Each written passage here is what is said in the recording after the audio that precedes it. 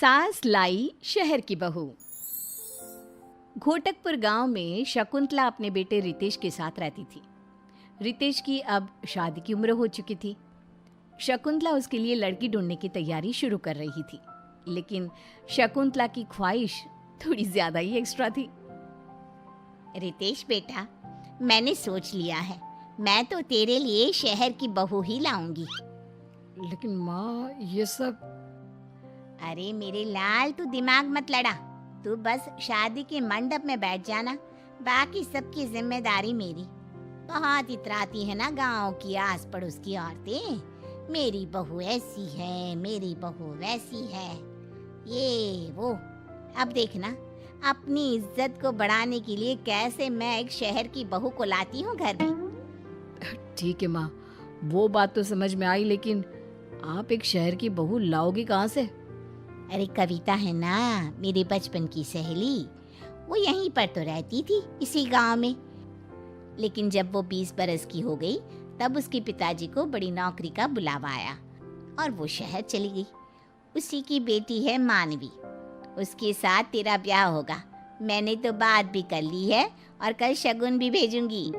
बचपन की सहेलियां शकुंतला और कविता एक दूसरे को मिलती हैं और दोनों परिवार आपसी सहमति से रितेश और मानवी का रिश्ता पक्का करते हैं और चंद दिनों में रस्मों रिवाजों से उन दोनों की शादी भी हो जाती है।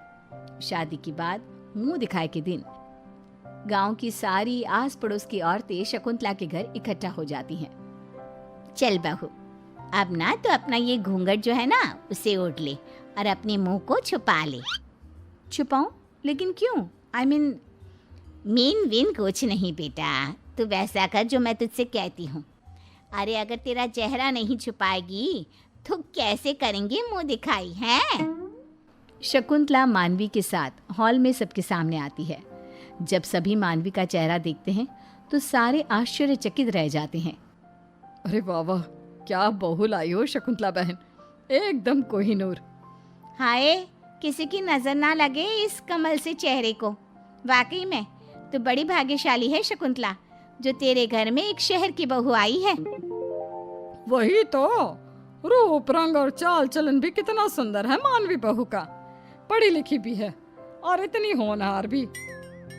मैंने तुम सबसे कहा था ना कि मेरी बहू लाखों में एक होगी। अरे वादों की बड़ी पक्की है ये शकुंतला। हाँ, मानवी के आने से घर वालों की नजरों में शकुंतला की और भी ज्यादा इज्जत बढ़ जाती है। रोज कई लोग उसकी तारीफ करते और बधाइयाँ देते हैं, लेकिन शहर की बहू के आने से घर में जो परेशानियां पैदा होने लगती है, अब शकुंतला और रितेश को उसका सामना करना पड़ता है। मम्मी जी, ये क्या है यार? क्या है यार मतलब? मैं क्या तेरी यार हूँ क्या? है तमीज वमीज कुछ सिखाई नहीं क्या कविता ने तुझे? आई डोंट नो, आप मॉम को ही फोन करके पूछ लो ना।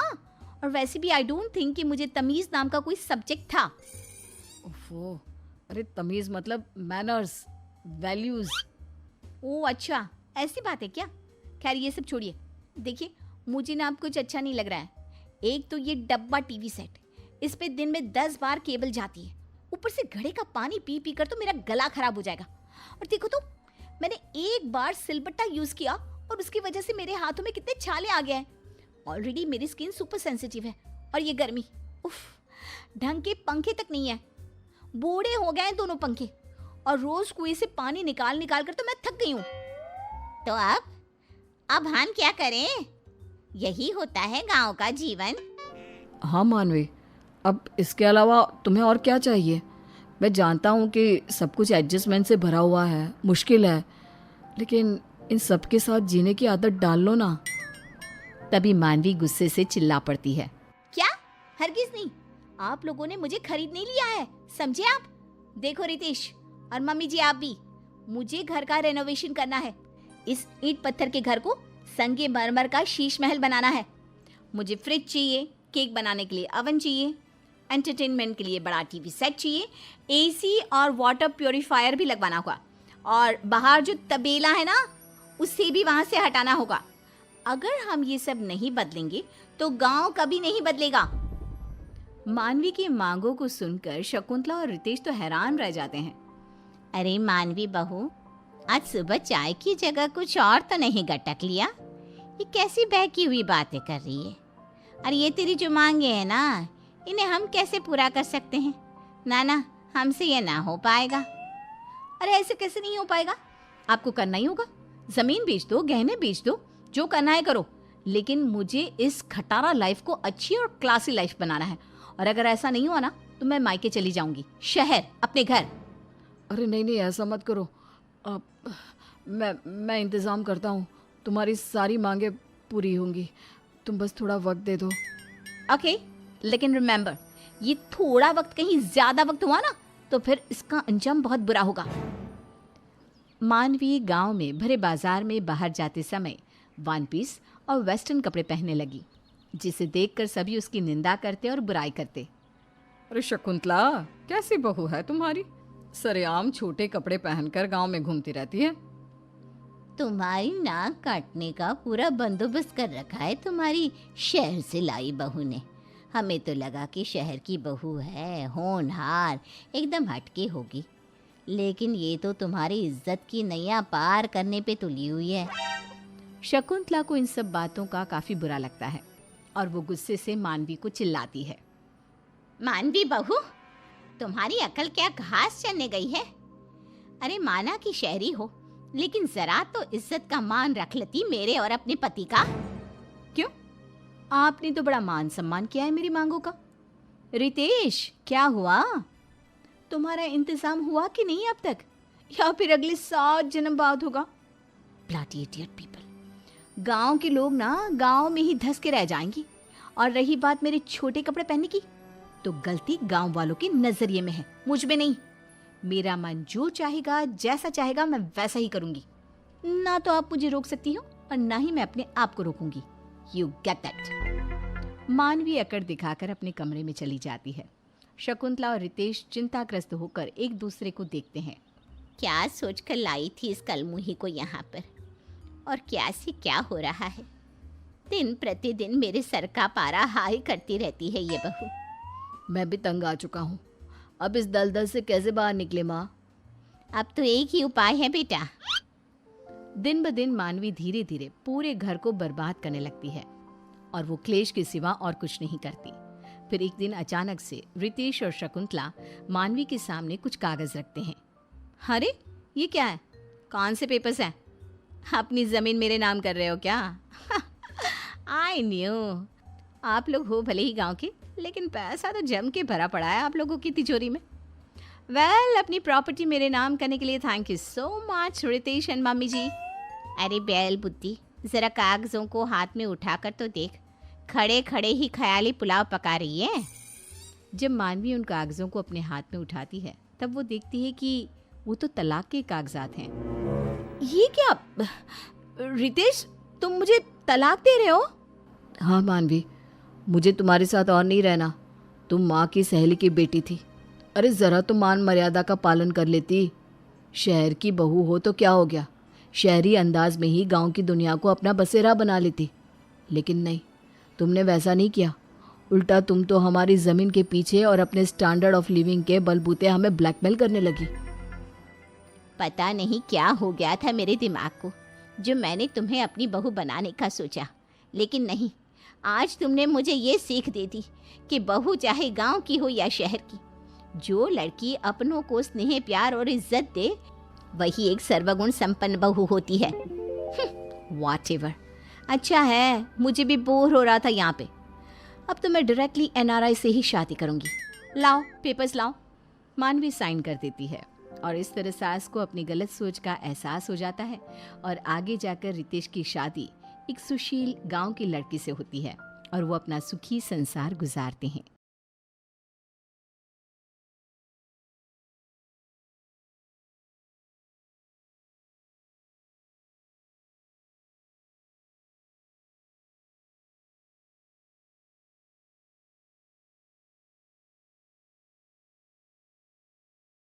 कंजूस सास की कंजूस बहू की रसोई। रोज की तरह सीता आज भी किचन में खाना बना रही थी। उसने भिंडी और टमाटर काटे, तब तक उसकी सास किचन में आती है और कहती है, सीता बहू, तुमने आज सब्जी बनाने के लिए थोड़ा ज्यादा ही भिंडी काट ली है। आधी भिंडी को उठाकर फ्रिज में रख दो, इसकी सुबह सब्जी बना लेना। आखिर हम हैं ही कितने लोग, 4 लोगों में थोड़ी सी सब्जी तो लगती है। लेकिन माँ जी, इतनी भिंडी तो हम सब अभी मिलकर खा लेंगे और कल तक तो बाकी भिंडी सूख भी जाएगी, इसीलिए आज ही बना लेती हूँ। अरे नहीं बहू, ज्यादा बन जाएगी तो फेंकी जाएगी। तुम आधी भिंडी उठाकर फ्रिज में रख दो, कल बना लेना। ऐसा कहकर शोभा वहां से चली जाती है। सीता अपने आप से कहती है, पता नहीं माँ जी इतनी कंजूस क्यों है, हर चीज में कमी करती है। इतनी भिंडी कोई ज्यादा थोड़ी ना है, लेकिन उन्हें कौन समझाए। जाने दो, मैं तो इतना ही बना लेती हूँ। सीता खाना बनाकर सभी को लगा देती है। सभी खाना खाना शुरू करते हैं। तभी कमल कहता है, अरे वाह सीता, तुमने तो बहुत ही स्वादिष्ट सब्जी बनाई है। थोड़ी और भिंडी बची है क्या? मुझे थोड़ी और भिंडी दे दो।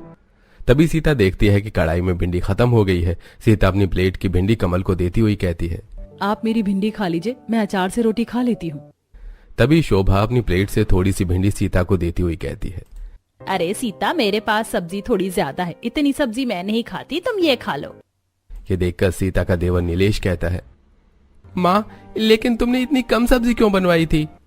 बेटा, ज्यादा सब्जी बनती है तो फेंकी जाती है, हम 4 ही लोग तो घर में हैं, इतनी सब्जी बहुत हो जाती है। अगले दिन शोभा अपनी बहू से कहती है, सीता बहू, चल जरा बाजार से सब्जियां ले आते हैं। सास बहू दोनों सब्जियां लाने के लिए मार्केट जाती हैं।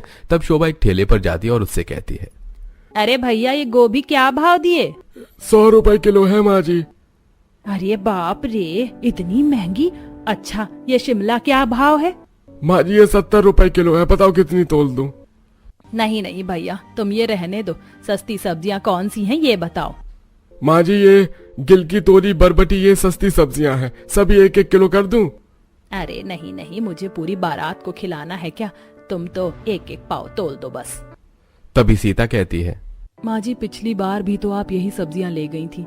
ये सब्जियां खा खा कर तो हम बोर हो गए हैं, थोड़ी महंगी सब्जियां ले लेते हैं ना। अरे नहीं नहीं बहू, ये गिलकी, तोरी, भिंडी, ये सारी सब्जियां बहुत फायदेमंद होती हैं और फायदेमंद होने के साथ साथ सस्ती भी हैं, तो फिर क्यों महंगी सब्जियां लेना। वे लोग सब्जियां लेकर घर आ जाते हैं। अगले दिन सुबह सीता कोमल का टिफिन तैयार कर रही थी। कोमल अपनी माँ के पास आती है और कहती है, माँ, आज तुमने मेरे टिफिन में क्या बनाया है? बेटा, आज मैंने तोरी की सब्जी बनाई है। ओह माँ, रोज रोज भिंडी, गिलकी, तोरी खा खा कर मैं बोर हो गई। मेरी सभी फ्रेंड अच्छा अच्छा खाना लाते हैं और आप कुछ भी अच्छा नहीं बनाती। आज तो मैं बिल्कुल भी तोरी की सब्जी नहीं ले जाऊंगी, मुझे कुछ अच्छा बना कर दो। कोमल, आज तो तुम यही ले जाओ, फिर कभी मैं तुम्हारे लिए कुछ अच्छा बना दूंगी। माँ, आप हमेशा ही ऐसा कहती हो, लेकिन कुछ अच्छा नहीं बनाती। आज तो आपको मेरे लिए कुछ अच्छा बनाना ही होगा। कोमल, कहा ना फिर कभी बना दूंगी, तुम्हें समझ नहीं आती है? आजकल तुम बहुत जिद्दी हो गई हो। तभी नीलेश वहां आता है और अपनी भतीजी की बात सुनकर कहता है, भाभी, आप कोमल को क्यों डांट रही हो? कोमल बिल्कुल सही कहती है, आज तो मुझे भी हलवा खाना है। आप ऐसा करो, हमारे लिए सूजी का हलवा बना दो। देवर जी, आपको तो पता ही है कि माँ जी। भाभी, माँ से कहना कि मैंने कहा है। ये आज तो मैं सूजी का हलवा लेकर स्कूल जाऊंगी। ठीक है कोमल, तुम तैयार हो जाओ, तब तक मैं सूजी का हलवा बना देती हूँ। अब सीता अपनी सास के पास जाती है और कहती है, माँ जी, कोमल जिद कर रही है कि आज उसे टिफिन में सूजी का हलवा ले जाना है और नीलेश को भी हलवा खाना है, तो अगर आप मुझे सूजी, घी और मेवे दे देंगी तो मैं उनके लिए हलवा बना दूंगी। ठीक है बहू, चल मैं तुझे सूजी और घी दे देती हूँ। शोभा किचन में आती है और किचन में रखी हुई लकड़ी की अलमारी का ताला खोलती है और उसमें से थोड़ी सी सूजी, शक्कर और थोड़े से ड्राई फ्रूट्स और थोड़ा सा घी निकालकर सीता को देती है। सीता थोड़े से ड्राई फ्रूट्स और थोड़ा सा घी देखकर कहती है, माँ जी, थोड़े ड्राई फ्रूट्स और थोड़ा घी और दे दीजिए, तभी तो हलवा स्वादिष्ट बनेगा। अरे नहीं बेटा, ज्यादा ड्राई फ्रूट्स और ज्यादा घी से हलवा थोड़ी ना अच्छा बनता है, तुम इतना ही डालकर हलवा बना लो। जब सास वहां से चली जाती है तब सीता अपने आप से कहती है, अजीब है माँ जी भी, हर चीज को ताले में रखती हैं और चाबी मुझे देती ही नहीं। इतनी कम चीजों में कोई अच्छा हलवा कैसे बना सकता है? जरूरत से ज्यादा ही कंजूस है माँ जी। अब सीता उतना ही ड्राई फ्रूट डालकर हलवा बना देती है और अपनी बेटी को टिफिन में रखकर हलवा दे देती है। फिर वो अपनी सास को, अपने पति और देवर को भी हलवा खाने के लिए देती है। कमल हलवा खाकर कहता है, ये क्या सीता, हलवे में तो घी और ड्राई फ्रूट्स है ही नहीं। अगर तुम हलवा बना ही रही थी तो सारी चीजें तो पर्याप्त डालना था, कम से कम। वो मैं क्या करती माँ जी, नहीं तो। अरे अरे बेटा, ज्यादा घी और ज्यादा ड्राई फ्रूट नहीं खाना चाहिए, इसीलिए मैंने घी और ड्राई फ्रूट्स कम ही डलवाए। अब तू ज्यादा नखरे मत कर और चुपचाप से हलवा खा ले, फिर हमें खाना भी तो खाना है। ऐसा कहकर शोभा अपने बेटे की बात काट देती है। शोभा अक्सर रसोई की छोटी छोटी चीजों में कंजूसी किया करती थी और जरूरत की सारी चीज उठाकर अपनी लकड़ी की अलमारी में रखकर ताला लगा दिया करती थी। बेचारी सीता को छोटी छोटी सी चीज अपनी सास से मांगना पड़ता था। एक दिन सीता बर्तन धो रही थी कि तभी साबुन खत्म हो गया। सीता अपनी सास के पास आई और बोली, माँ जी साबुन खत्म हो गया है। अरे बेटा, अभी 4 दिन पहले ही तो तुझे साबुन निकाल कर दिया था अलमारी से, थोड़ा संभाल कर चलाया कर। अच्छा रुक बेटा, मैं अभी साबुन निकाल कर दे देती हूँ। शोभा किचन में आती है और अपनी लकड़ी की अलमारी का ताला खोलती है और उसमें से एक साबुन निकालकर सीता को देती हुई कहती है, बेटा साबुन थोड़ा कम लगाया कर, 2 पैसे बचेंगे तो हमारे ही काम आएंगे। ऐसा कहकर शोभा वहां से चली जाती है। सीता मन में बड़बड़ाते हुए कहती है, माँ जी को हर चीज का हिसाब देना पड़ता है, हर चीज तो वह ताले में रख लेती है, उनसे मांग मांग कर काम चलाना पड़ता है। आज मुझे कमल से बात करनी ही होगी। फिर रात में जब कमल कमरे में आता है तब सीता कमल से कहती है, कमल, मुझे समझ नहीं आता कि माँ जी इतनी कंजूसी क्यों करती हैं। एक तो वो हर चीज को अपनी अलमारी में रख देती हैं और फिर खत्म होने पर थोड़ी थोड़ी सी निकाल कर देती हैं। मुझे हर बार माँ जी से ऐसी छोटी छोटी सी चीज मांगना अच्छा नहीं लगता। सीता तुम्हें तो पता है कि मेरी और नीलेश की छोटी सी नौकरी है। माँ उसी पैसे से पूरा घर चलाती हैं, इसलिए उन्हें थोड़ा हिसाब से चलना पड़ता है। देखो तुम इतनी चिंता क्यों करती हो, जो चाहिए वो मांग लिया करो। अच्छा तुम्हें पूरी खाना है ना, कल मैं माँ से कह दूंगा कि वो खाने में पूरी और छोले बनवा ले। अब तो खुश। अगले दिन कमल अपनी माँ से कहता है, माँ आज मेरा छोले पूरी खाने का मन कर रहा है, तो प्लीज तुम रात के खाने में छोले पूरी बनवा लेना। ठीक है बेटा, बनवा लूंगी। शाम होते ही शोभा किचन में जाती है और अपनी लकड़ी की अलमारी का ताला खोलकर उसमें से थोड़े छोले और तेल निकाल कर देती है और सीता से कहती है, सीता बहू, आज तू छोले और पूरी बना लेना, लेकिन हाँ छोले में तेल कम ही डालना और पूरी भी ज्यादा मत बनाना। कमल और नीलेश के लिए 4-4 पूरियां बना देना और हम लोग तो एक एक खाकर ही काम चला लेंगे। अपनी सास की बात सुनकर सीता बहुत गुस्सा होती है, लेकिन कुछ नहीं कहती। शाम को वो सभी को छोले पूरी लगाती है। सभी लोग छोले पूरी खाते हैं और तब सीता कहती है, माँ जी, मेरी छोटी बहन शालू की शादी तय हो गई है, उसी की इनविटेशन देने कल मेरे मायके वाले यहाँ आ रहे हैं। ये तो बहुत अच्छी बात है बेटा, तो तुम उनके खाने के लिए खाना बना लेना। माँ जी, मैं यही सोच रही थी कि खाने में वेज पुलाव, रायता, कढ़ी, पूड़ी और 2 प्रकार का मीठा बना लेती हूँ और साथ ही मूंग दाल का हलवा भी। अरे अरे बेटा, अपनी तेज रफ्तार गाड़ी को थोड़ी सी लगाम लगाओ, इतना सब कुछ बनाने की क्या जरूरत है। बनाने दो ना माँ, भाभी के मायके वाले रोज थोड़े आते हैं। हाँ बेटा, वो तो ठीक है, लेकिन अगर इतना सब कुछ बन जाता है तो मेहमान कोई भी चीज स्वाद लेकर नहीं खा पाते। इसलिए तुम तो बस एक मीठा बना लेना और कढ़ी, पूड़ी और सारे चावल ही बना लेना। सीता को ये बात बहुत बुरी लगती है, लेकिन वो कुछ नहीं कह पाती। अगले दिन उसके मायके वाले आते हैं। सीता की माँ शोभा से कहती है, बहन जी, हमने रीना बेटी की शादी तय कर दी है, अगले हफ्ते उसकी मंगनी है, तो आप सब हमारे घर जरूर आना। हाँ हाँ बहन जी, जरूर आएंगे और आपको बहुत बहुत बधाई। फिर सीता सबका खाना लगा देती है और सभी लोग खाना खाते हैं। फिर वापस जाते समय सीता की भाभी सीता से कहती है, सीता, मूंग दाल का हलवा तुमने बहुत अच्छा बनाया है, थोड़ा सा और मिलेगा? हलवा खत्म हो चुका था, इसलिए सीता बहाने बनाते हुए कहती है, वो भाभी, बचे हुए हलवे में कॉकरोच गिर गया, इसलिए आपको और नहीं मिल पाएगा।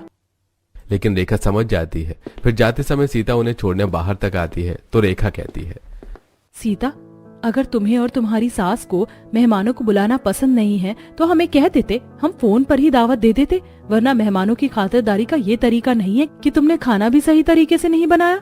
रेखा ऐसा कहकर चली जाती है। सीता को ये बात बहुत बुरी लगती है। वो अपने कमरे में आती है और रोने लगती है। तभी कमल वहां आता है और कहता है, क्या बात है सीता, मुझे बताओ तुम रो क्यों रही हो? अब सीता सारी बातें कमल को बताती है। ये सारी बातें सुनकर कमल कहता है, ठीक है सीता, मैं अभी माँ से बात करता हूँ।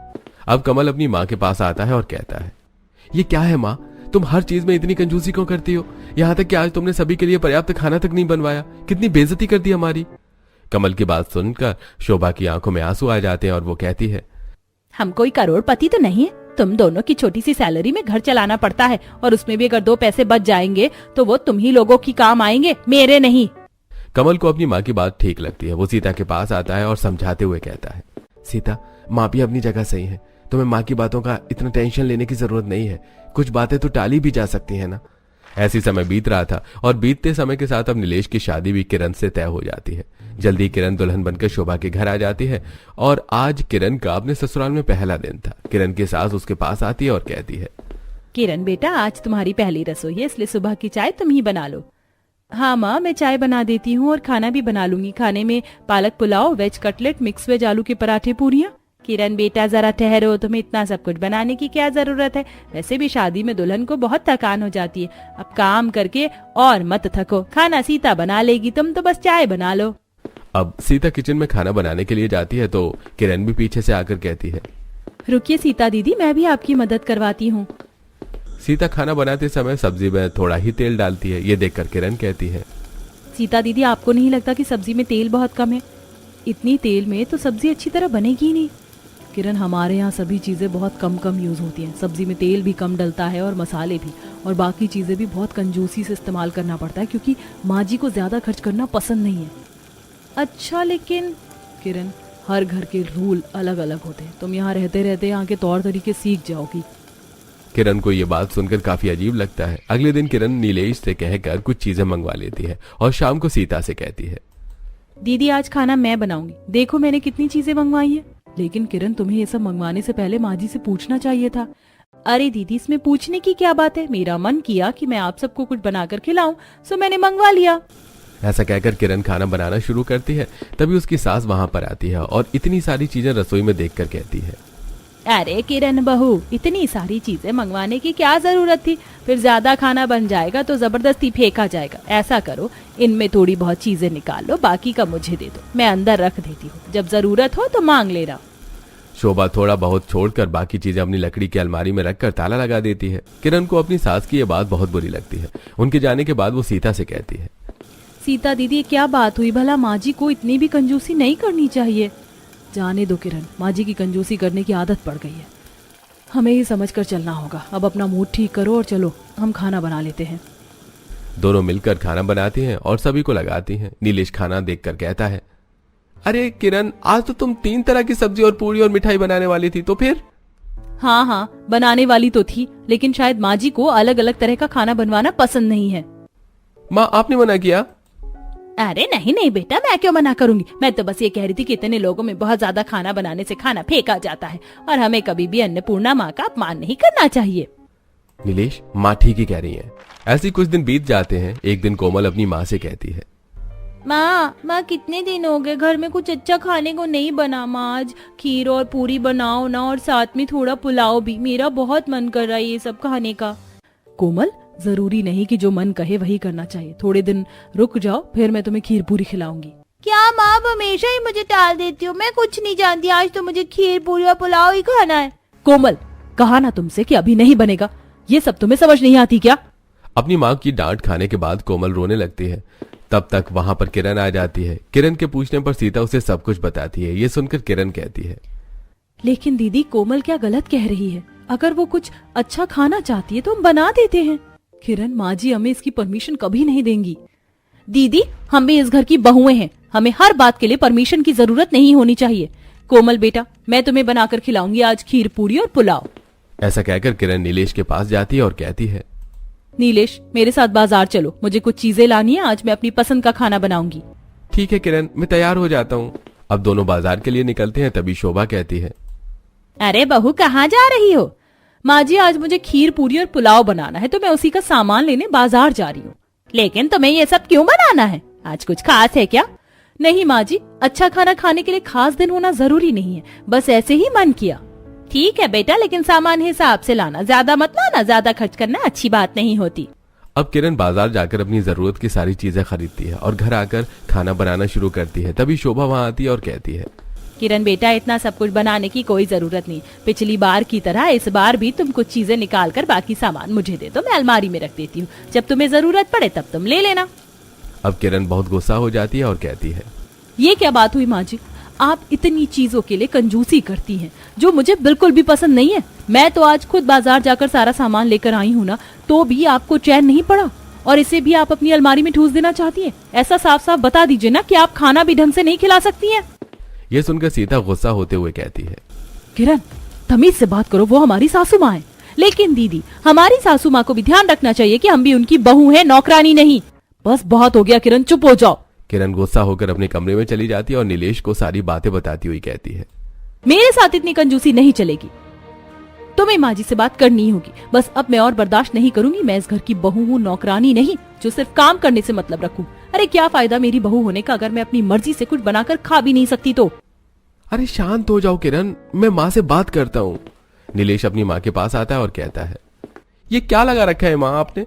हर बात में इतनी कंजूसी क्यों करती हैं आप? हर चीज को आप क्यों अपनी लकड़ी की अलमारी में उठाकर रख देती हो?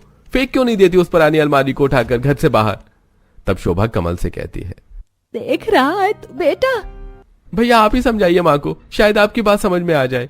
ऐसा कहकर नीलेश गुस्से में बाहर चला जाता है। कमल अपनी माँ से कहता है, माँ तुम चिंता मत करो, अगर खर्चा अच्छे से नहीं चल पा रहा है तो मैं थोड़ा और पैसों का इंतजाम करता हूँ।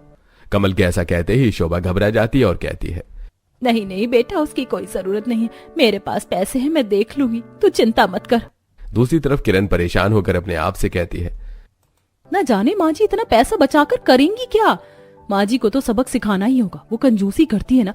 अब मैं उनसे ज्यादा कंजूस बनकर दिखाऊंगी, तब उन्हें पता चलेगा कि कोई कंजूसी करता है तो कैसा लगता है। अगले दिन किरण अपनी सास से कहती है, माँ जी मैं वॉशिंग मशीन में कपड़े धोने जा रही हूँ, अगर आपकी भी साड़ियाँ धोना हो तो मुझे दे दीजिए, मैं धो देती हूँ। मेरी ये चारों साड़ियाँ गंदी हैं, चारों साड़ियाँ धो देना।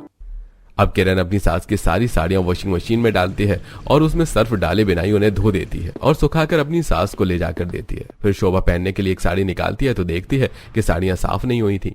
शोभा अपनी बहू किरण को बुलाती है और कहती है, किरण बहू ये क्या तुमने एक ऐसी साड़ियाँ धोई हैं, बिल्कुल भी साफ नहीं है। माँ जी मैंने ये साड़ियाँ बिना सर्फ के धुली हैं। बिना सर्फ के? इसीलिए तो ये साड़ियाँ साफ नहीं हुई, दोबारा धो दो। अरे माँ जी कैसी बातें कर रही हैं आप? कभी कभी साड़ियों को बिना सर्फ के भी धोना चाहिए, इससे पैसे बचेंगे। वैसे भी इतनी गंदी साड़ियाँ तो पहनी जा सकती हैं। किरण ऐसा कहकर वहां से चली जाती है। बेचारी शोभा को गंदी साड़ियां पहननी पड़ती हैं। अगले दिन शोभा अपनी बहू से कहती है, सीता बहू मेरी सहेली आने वाली है तो तुम उसके चाय नाश्ते का प्रबंध कर देना। जी माँ जी। थोड़ी देर बाद शोभा की सहेली आती है। शोभा बैठकर अपनी सहेली से बात करती है। सीता किचन में चाय बनाने जाती है, तभी किरण वहां आती है और कहती है, सीता दीदी आप कोमल का होमवर्क करवा दीजिए, चाय मैं बनाती हूँ। अब किरण दूध में बहुत सारा पानी मिलाकर चाय बना देती है और अपनी सास और उनकी सहेली को ले जाकर दे देती है। वे दोनों चाय पी लेती हैं। शोभा की सहेली के जाने के बाद शोभा किरण को बुलाकर कहती है, किरण बहू तुमने इतना पानी डालकर चाय क्यों बनाई थी? तुम्हें पता होना चाहिए कि मेहमानों को इस तरह की चाय नहीं पिलाते। अरे माँ जी मैंने तो ऐसा करके दूध के पैसे बचाए हैं, और अगर मेहमानों को ऐसी चाय पसंद नहीं आती और वो दोबारा नहीं आएंगे तो ये तो और अच्छी बात है। कम से कम इससे हमारे नाश्ता और चाय का खर्चा तो बचेगा। आप चिंता मत कीजिए माँ जी, मैंने जो किया वो बिल्कुल ठीक किया। ऐसा कहकर किरण अपने कमरे में चली जाती है। बेचारी शोभा अब कहती भी तो क्या, ऐसे ही 3 दिन गुजर जाते हैं और आज शोभा खाना खाकर अपने कमरे में जाती है तो कि उसके कमरे की लाइट खराब हो गई थी। तभी सीता वहां आती है और कहती है, माँ जी आपके कमरे की लाइट खराब हो गई है, रुकिए मैं अभी किचन की लाइट आपके कमरे में लगा देती हूँ और रात को इनसे दूसरी लाइट मंगवाकर किचन में लगा दूंगी। सीता किचन में लाइट लेने के लिए जाती है। तभी किरण कहती है, लाइए दीदी माँ जी के कमरे में लाइट की व्यवस्था मैं कर देती हूँ, आप अपने कमरे में जाकर आराम कीजिए। सीता किरण की बात सुनकर अपने कमरे में चली जाती है। किरण एक मोमबत्ती उठाती है और अपनी सास के कमरे में जलाकर ले जाती है और उसे रखते हुए कहती है, माँ जी ये लीजिए आपके कमरे में मोमबत्ती जला दी। बल्ब लाने के लिए मैंने ही मना कर दिया। आप तो जानती है माँ जी कि बिजली कितनी महंगी है और बिजली का कितना बिल आता है। कुछ दिन इस मोमबत्ती से काम चला लीजिए, कम से कम इसी बहाने बिजली का बिल तो कम होगा। ऐसा कहकर किरण वहां से चली जाती है। अगले दिन सभी लोग खाना खाकर उठते हैं तो शोभा कहती है, अरे बहू मेरा सौंफ का डिब्बा कहाँ गया? ये रहा माँ जी। शोभा देखती है कि डिब्बे में सौंफ खत्म हो गई थी। वो कहती है, अरे सौंफ तो खत्म हो गई। सीता तुझे पता है मुझे खाने के बाद सौंफ खाने की आदत है, तो तूने मंगवाया क्यों नहीं? माँ जी मैंने ही सीता दीदी को मना कर दिया था, सौंफ खाने से कुछ खास फायदे तो नहीं होते हैं, खाना तो हम पेट भर कर खा ही लेते, कम से कम इस तरह हम सौंफ के कुछ पैसे तो बचा लेंगे। अब शोभा समझ जाती है कि किरण उसके साथ ऐसा व्यवहार क्यों कर रही है। शोभा चुपचाप अपने कमरे में चली जाती है। अगले दिन नीलेश अपनी माँ से कहता है, माँ आज शाम को आप सभी तैयार रहना, हम सभी मिलकर शॉपिंग करने जाएंगे। ऐसा कहकर नीलेश चला जाता है। शाम को वो लोग नीलेश के साथ मॉल में शॉपिंग करने के लिए जाते हैं। नीलेश अपनी माँ से कहता है, माँ जिसको जो भी चाहिए वो सभी ले लो, पैसे मैं दे दूंगा। क्या सच में नीलेश? ओह थैंक यू, मुझे कुछ कपड़े चाहिए और कुछ ज्वेलरी और कुछ और सामान भी। दीदी चलिए हम दोनों अपने लिए कपड़े सिलेक्ट करते हैं, और कोमल तुम्हें खिलौने चाहिए थे ना, चलो खरीदते हैं। हाँ चलो चलो चाचू, मुझे लबुबू डॉल चाहिए। सीता और किरण शॉपिंग के लिए चली जाती हैं। तब शोभा नीलेश से कहती है, नीलेश बेटा एक बात बता, तेरे पास इतने पैसे कहाँ से आए जो तू सबको इतनी शॉपिंग करवा रहा है? माँ पिछले कुछ दिनों से आपके और किरण के बीच जो कुछ भी चल रहा है वो मुझे अच्छा नहीं लगा, और फिर मैंने देखा कि घर में पैसों की कुछ ज्यादा ही तंगी थी, इसलिए मैंने 2 लाख रुपए का लोन ले लिया है। ये सुनकर शोभा के तो जैसे होश उड़ जाते हैं। वो कहती है, ये तू क्या कह रहा है बेटा? तुझे इस तरह से लोन नहीं लेना चाहिए था। क्या करता माँ, किरण को हर चीज के लिए मना करना अच्छा नहीं लगता और मैं तुम्हें भी कुछ नहीं कह सकता था, इसलिए मुझे जो ठीक लगा वो मैंने किया। ऐसा कहकर नीलेश भी किरण के पास जाकर उसके साथ शॉपिंग करवाने लगता है। शोभा बहुत उदास हो जाती है। तभी शॉपिंग करके घर आ जाते हैं सभी लोग। शोभा चुपचाप अपने कमरे में चली जाती है। थोड़ी देर बाद 2 लाख रुपए लेकर बाहर आती है और नीलेश के हाथों में देती हुई कहती है, बेटा, तुम्हें इतनी छोटी सी बात के लिए लोन लेने की कोई जरूरत नहीं थी। अगर तुम्हें पैसों की जरूरत थी तो मुझसे कहना चाहिए था। ये लो 2 लाख रुपए और अभी के अभी जाकर अपना लोन चुका दो। शोभा के पास 2 लाख रुपए हैं। ये देखकर घर के सभी लोग हैरान रह जाते हैं और नीलेश कहता है, माँ, तुम्हारे पास इतने पैसे हैं फिर भी तुम हमें इतना परेशान करती हो, हर चीज के लिए इतनी कंजूसी करती हो। माँ, तुम्हें शर्म आनी चाहिए ऐसा करते हुए। नीलेश सही कहता है माँ, तुमने कभी बताया नहीं कि तुम्हारे पास इतने पैसे रखे हुए हैं, और जब तुम्हारे पास पैसे हैं तो तुम इतनी कंजूसी क्यों करती हो। लेकिन शोभा कुछ नहीं कहती और 2 लाख रुपए नीलेश के हाथ में देकर अपने कमरे में चली जाती है। नीलेश उन 2 लाख रुपए से अपना लोन चुका देता है। ऐसे ही कुछ समय बीत जाता है। अचानक शोभा की बहुत तबीयत खराब हो जाती है। सभी लोग शोभा को अस्पताल ले जाते हैं। तब डॉक्टर कमल से कहता है, कमल, उनके पेट में कुछ प्रॉब्लम है, इनका तुरंत ही ऑपरेशन करना पड़ेगा और इसके लिए कम से कम 1.5 लाख रुपए की जरूरत होगी। शोभा भी डॉक्टर की ये बात सुन लेती है और अपने मन में सोचती है, मैंने हमेशा ही अपनी बहू बेटों के साथ कंजूसी की है, इसीलिए शायद वो मेरा इलाज भी नहीं करवाएंगे। दूसरी तरफ डॉक्टर की बात सुनकर किरण कहती है, डॉक्टर साहब, आप पैसों की चिंता मत कीजिए, आप उनका ट्रीटमेंट कीजिए, पैसों का अरेंजमेंट मैं कर लूंगी। ऐसा कहकर किरण अपने पिताजी को फोन लगाती है और उनसे 2 लाख रुपए मांग लेती है और अस्पताल में वो पैसे जमा करवा देती है। शोभा का ऑपरेशन हो जाता है और कुछ ही दिनों में वो ठीक हो जाती है। सभी मिलकर शोभा को घर ले जाते हैं। जब शोभा को पता चलता है कि किरण ने उसके पिताजी से 2 लाख रुपए लिए, तब शोभा कहती है, किरण बेटा, तुम अब अपने पिताजी से लिए हुए पैसे उन्हें वापस कर दो। मेरे पास अभी भी 2 लाख रुपए हैं, मैं तुम्हें दे दूंगी। यह सुनकर सभी लोग हैरान हो जाते हैं। तब कमल कहता है, माँ, तुम्हारे पास अभी भी 2 लाख रुपए हैं? ये पैसे मैंने जीवन भर कंजूसी करके इकट्ठा किए हैं। तुम जानना चाहते हो ना कि आखिर मैं इतनी कंजूसी क्यों करती हूँ? तो सुनो, तुम्हारे पिताजी एक ड्राइवर थे। उन्होंने अपने भाई बहन की शादी के लिए लोन ले रखा था, इसीलिए वो दिन के साथ साथ रात में भी गाड़ी चलाते थे। और एक दिन नींद में गाड़ी चलाने की वजह से उनका एक्सीडेंट हो गया और उनकी मृत्यु हो गई। बस इसीलिए मैंने 1-1 रुपए कंजूसी करके बचा कर रखा ताकि मेरे बच्चों को जीवन में कभी भी लोन ना लेना पड़े और लोन से होने वाली परेशानियों से वो बच सके। जब उन्हें लोन की जरूरत पड़े तो मैं ये पैसे दे सकूं। शोभा की ये बात सुनकर सभी लोग हैरान रह जाते हैं। तब किरण कहती है, माँ जी, हमने आपको गलत समझा। आप हमारे लिए ही ये सब कुछ कर रही थी। प्लीज माँ जी, हमें माफ कर दीजिए। हाँ माँ जी, किरण सही कह रही है, गलती हमारी ही है जो हम आपको समझ नहीं सके। दोनों बहू के साथ साथ उनके दोनों बेटे फिर से माफी मांगते हैं। माँ, अब आपको कंजूसी करने की कोई जरूरत नहीं पड़ेगी, मेरा प्रमोशन हो गया है। और माँ, मैं आपको बताया था ना कि मैं एक नया बिजनेस शुरू कर रहा हूँ, वो बिजनेस शुरू हो चुका है और अच्छा चल रहा है। दोनों भाइयों की बात सुनकर शोभा बहुत खुश हो जाती है और इस तरह वो लोग सुबह खुशी खुशी सुबह रहने नंदिनी लगते हैं। जल्दी जल्दी घर के कामों में लगी हुई थी। बहू, नाश्ता बना कि नहीं? जी माँ जी, बस चाय छान कर लेकर आ रही हूँ। फिर जैसे ही बहू चाय छानने जाती है, उससे भगोना छूट जाता है और सारी चाय जमीन पर बिखर जाती है। क्या गिरा? अंदर आकर देखती है कि पतीला गिरा है। सत्यानाश हो, सुबह सुबह फिर से एक नुकसान। मेरा बेटा चाय की पत्ती अमेरिका से लाया था, अब बर्बाद हुई ना उतनी चाय पत्ती। उसके पैसे क्या तेरे गरीब माँ बाप देंगे? जेब से फूटी कौड़ी तो निकली नहीं उनके। मर दिया अपना बोझ हमारे सर, वो अलग। सॉरी माँ जी। अब तक तो आप समझ ही गए होंगे कि ये कहानी है नंदिनी की, जो कि एक गरीब घर से है। इस कारण उसे बार बार गरीबी का ताना झेलना पड़ता है। आखिर नंदिनी कैसे बचेगी इन तानों से, या कोई बड़ा कदम उसकी जिंदगी ही बदल देगा? आइए देखते हैं। एक दिन नंदिनी की ननद पारो घर आती है। कैसी हो माँ? मैं एकदम बढ़िया हूँ बेटा। बस तेरी ये जो भाभी है ना, इसी ने जीना मुहाल कर रखा है। चल छोड़, ये बता तू कैसी है? मैं भी अच्छी हूँ माँ। माँ ये लो, मेरी सास ने आपके लिए गिफ्ट भेजा है। वो पिछले महीने हम कश्मीर गए थे ना, तो वहीं से माँ जी ने आपके लिए कुछ लिया था। वाह, तेरी सास तो सच में बहुत सोचती है मेरे बारे में। धन्यवाद कहना उनको मेरा। दीदी, अभी 2 महीने पहले ही तो आप लोग शिमला गए थे ना, फिर इतनी जल्दी कश्मीर भी घुम आए? हाँ भाभी, तो क्या हुआ, जब जेब में पैसे हो तो सब पॉसिबल है। अब मेरा मायका और ससुराल आपके मायके की तरह गरीब थोड़ी ना है कि घर में रहने के लिए भी कॉम्प्रोमाइज़ करना पड़ेगा। वैसे भी 2 कमरों का घर। कब से खड़ी खड़ी बात कर रही है। मेरी बेटी इतने दिन बाद आई है, कम से कम पानी को तो पूछ ले। गरीब के घर की है ना, क्या जाने खाना पीना।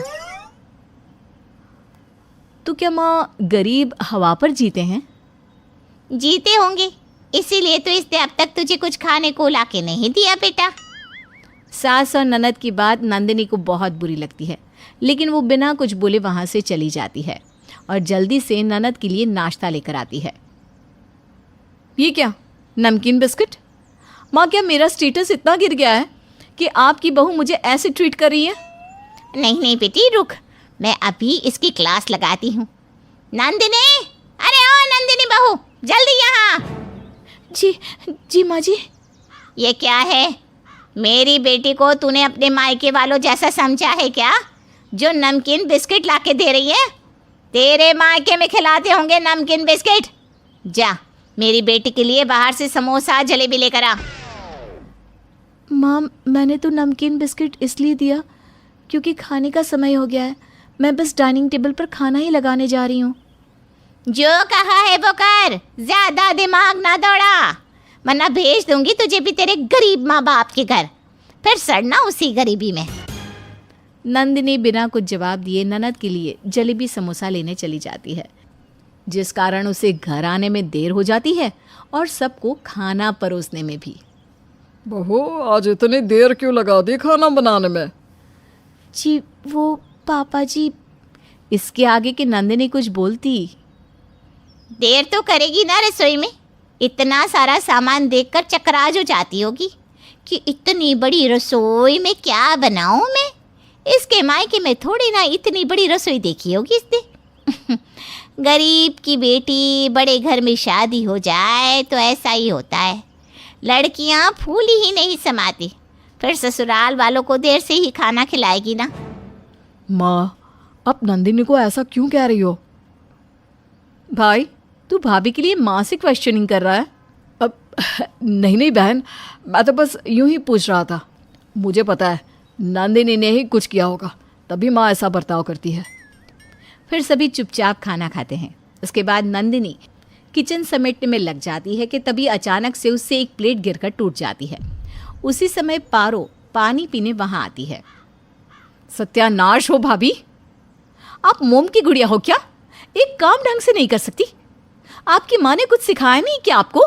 हाँ, जब इतने महंगे बर्तन होते इसके यहाँ तभी तो माँ सिखाती ना।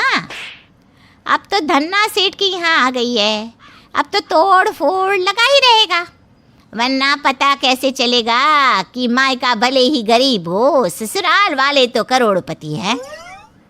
नंदिनी अब भी चुपचाप उनकी बातों को सुनकर शांत हो जाती है और किचन का काम निपटाकर वहाँ से फटाफट सोने चली जाती है कमरे में। नंदिनी, ये क्या हाल बना रखा है तुमने? क्यों, क्या हुआ जी? सारा दिन उदास रहती हो, ना ढंग से सजती हो ना संवरती हो। अभी कुछ दिन तो हुए हैं हमारी शादी को, फिर ऐसा बर्ताव क्यों करती हो? नहीं कुछ नहीं, घर के कामों में बस समय नहीं मिल पाता। तुम नौकरानी नहीं हो, बहुरानी हो इस घर की। समय नहीं मिलता तो समय निकालो मेरी जान। जी। वहीं अगले दिन जब पारो अपने ससुराल जाने लगती है। ये देख बेटी, मैंने तेरे लिए ये साड़ी लाई है। वो सब तो ठीक है माँ, लेकिन ये दूसरी इतनी सस्ती सी साड़ी किसके लिए लाई है माँ? वो तेरी गरीब भाभी है ना, उसी के लिए। उसे कहाँ महंगे ब्रांडेड कपड़े की आदत है, इसलिए उसके लिए ये लोकल सड़क छाप साड़ी ही ठीक रहेगी बेटा। सही कहा आपने माँ। अच्छा, अब मैं चलती हूँ। फिर पारो अपने ससुराल चली जाती है। लेकिन नंदिनी अब हर बात पर मायके के ताने सुनकर परेशान हो चुकी थी। फिर एक दिन जब सभी बाहर जा रहे होते हैं कि अरे ओ महारानी, तुम कहाँ चली? क्यों, आप लोगों के साथ? और ये घर, ये कौन संभालेगा? तेरी वो गरीब माँ या बाप? जा जाके घर संभाल, तुझे कहीं नहीं जाना। लेकिन माँ। कुछ नहीं, चल चुपचाप। घर में भी किसी का रहना जरूरी है। बेचारा बेटा माँ के सामने कुछ नहीं कह पाता। वहीं शाम को, नंदिनी, एक बात बताओ, माँ तुम्हारे साथ ऐसा बर्ताव क्यों करती है? क्योंकि मेरा मायका गरीब है। हर बात पर माँ गरीबी का ताना देती है। इतना तक कि पारो दीदी आई थी तो वो भी मेरे माँ पापा के हालात को लेकर बुरा भला कहती थी। लेकिन ये ठीक नहीं है, मैं माँ से बात करता हूँ। नहीं नहीं जी, फालतू में घर में कलेश होगा और मैं नहीं चाहती कि मेरे कारण घर में कोई भी प्रॉब्लम हो। ठीक है। वहीं शाम को नंदिनी के माता पिता उससे मिलने आते हैं। अरे आप लोग यहाँ कैसे? मैं तो बस अपनी बच्ची से मिलने आई थी। आपको पता नहीं, बेटी के ससुराल खाली हाथ नहीं जाते। अरे कुछ नहीं तो एक मिठाई का डिब्बा ही लेते आते। बैठिए, मैं नंदिनी को बुलाकर लाती हूँ। अरे सोफे पर कहाँ जा रहे हैं? यहाँ ज़मीन पर बैठिए। यहाँ? हाँ यहाँ। फिर वो नंदिनी को बुलाती है। वहीं नंदिनी अपने माता पिता को ज़मीन पर बैठा देखकर काफ़ी हैरान होती है। माँ पापा, आप यहाँ क्यों बैठे हो? उठो, अब मेरे कमरे में चलो। कहीं नहीं जाएंगे, ये यहीं मिल ले और यहीं से विदा कर। आप लोग यहाँ क्यों बैठे थे? वो सब छोड़ बेटी, मैं तो तुझसे मिलने आई थी। बहुत दिन हो गए ना तुझे देखे, तो बस मन किया कि मिल लो। हाँ बेटा, अब दिल को सुकून मिला तुझसे मिलकर। अब हम चलते हैं। माता पिता तो वहाँ से चले जाते हैं, लेकिन अब नंदिनी का गुस्सा फूट पड़ता है और वो ये निश्चय कर लेती है कि सास को सबक सिखा कर रहेगी। अब नंदिनी कोई काम ढंग से नहीं करती और सास जो काम करने जाए उसे भी बिगाड़ देती और फिर सास का डायलॉग सास को ही चिपका देती। एक दिन सास के हाथ से उसका मोबाइल गिर जाता है। ओहो, ये तो गिरकर खराब हो गया। बहू, ये मोबाइल अंश को दे के बनवाने को कह देना। अपने पति को कहो ना, मेरे पति को क्यों? और मोबाइल कितना महंगा आता है, संभाल कर रखा कीजिए। आपके अमीर मायके वाले नहीं देके गए ये। अमीरी तो बस दिखावा है, जेब से फूटी कौड़ी नहीं निकलती उनकी। आती हैं तो सूखा लड्डू लेकर, जिसे कुत्ता भी ना खाए। सास बहू को एक टक देखती रह जाती है। ऐसे ही अब हर बात पर बहू सास को जवाब देने लगती है। फिर एक दिन, आज मेरे भाई भाभी आ रहे हैं। अपनी कैंची जैसी ज़बान बंद रखना और ढंग से सारे काम करना। कुछ अच्छा खाने में बना लेना। ठीक है। जिसके बाद बहू किचन के कामों में लग जाती है और जब सास के भाई भाभी आते हैं तो, लीजिए मामा जी, चाय पीजिए और ये लीजिए बिस्किट खाइए। ये बिस्किट तो कुत्ते वाले हैं ना, और पानी से कितनी बदबू आ रही है। हाँ तो क्या हुआ, ज़मीन के नीचे का पानी है, वो तो अच्छा होता है। और बिस्किट कुत्ते वाली है तो क्या हुआ, आपका स्टेटस मेंटेन करने के लिए सबसे महंगी बिस्किट लाई हूँ मैं। दीदी, क्या है ये? आपने हमारी इंसल्ट करने को यहाँ बुलाया है क्या हमें? अरे नहीं नहीं भैया, ऐसा नहीं है। बहू जाने क्यों ऐसा कर रही है। शांति से ढंग से काम कर, वरना तुझे भी तेरे फटीचर माँ बाप के पास भेज दूंगी। सॉरी माँ जी। मामा मामी, चलिए हाथ मुंह धो लीजिए, खाना तैयार है। डाइनिंग टेबल हर प्रकार के खाने से भरा होता है। ये देखकर सभी बहुत खुश होते हैं। चलो, बहू ने नाक कटाने से तो बचा लिया। लेकिन मामी एक निवाला खाते ही, थू, ये क्या? खाने से कितनी स्मेल आ रही है। हाँ बहू, तुमने आज ही इतना खाना बनाया और इतनी जल्दी खराब हो गया? नहीं नहीं मामा जी, ये सब खाना तो 1 महीना पुराना है, आज फ्रिज से निकाला ताकि सब खत्म हो जाए। ये देखकर मामा मामी को बहुत गुस्सा आता है। दीदी, आज के बाद अगर हमारी इंसल्ट करानी हो ना तो कभी घर मत बुलाना। हाँ, और अगर मेहमान की खातिरदारी करनी नहीं आती तो हमारे घर आ जाओ दीदी, हम सिखा देंगे। वैसे भी हम तुम्हारे ससुराल वालों की तरह गरीब नहीं है। आज पहली बार सास को गरीबी का ताना मिला था। ये सुनकर सास गुस्से से बौखला जाती है और बहू पर भड़क जाती है। तूने ऐसा जानबूझकर किया ना, मैं सब जानती हूँ। हाँ, जानबूझकर ही किया, ताकि आपको सबक मिले। आपके मायके वालों के साथ गलत हुआ तो आपको गुस्सा आया, आपको गरीबी का ताना मिला तो इतना बुरा लगा। और मेरे बारे में सोचो, जब से आई हूँ एक दिन भी ऐसा नहीं कि आपने मेरे मायके वालों को बुरा भला नहीं कहा हो, लेकिन मैंने तो सब सह लिया। इसके बावजूद आपने मेरे मम्मी पापा की बेइज्जती की। बस उसी का सबक था ये सुनकर सास को अपनी गलती का एहसास होता है। माफ़ करते मुझे, मेरा दिमाग खराब हो गया था। मैं कभी ऐसा नहीं करूँगी। जिसके बाद सास बहू को गरीब मायके का ताना देना बंद कर देती है और हंसी खुशी से अपनी बहू को रखती है। ये कहानी शुरू होती है विमला निवास से।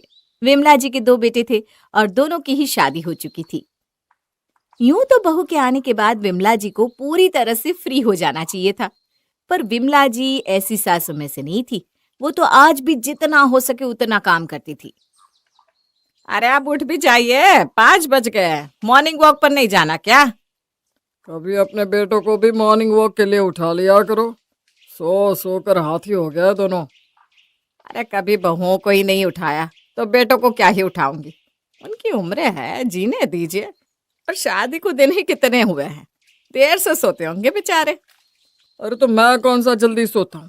1 बजे तक तो तुम मुझसे लड़ाई करती रहती हो। अब आप ना सुबह सुबह बहस मत कीजिए, जल्दी से ट्रैक सूट पहनिए, हमें वॉक पर जाना है। वॉक से आते ही विमला घर पर झाड़ू लगाकर रसोई में जाती है और सभी के लिए चाय बना देती है।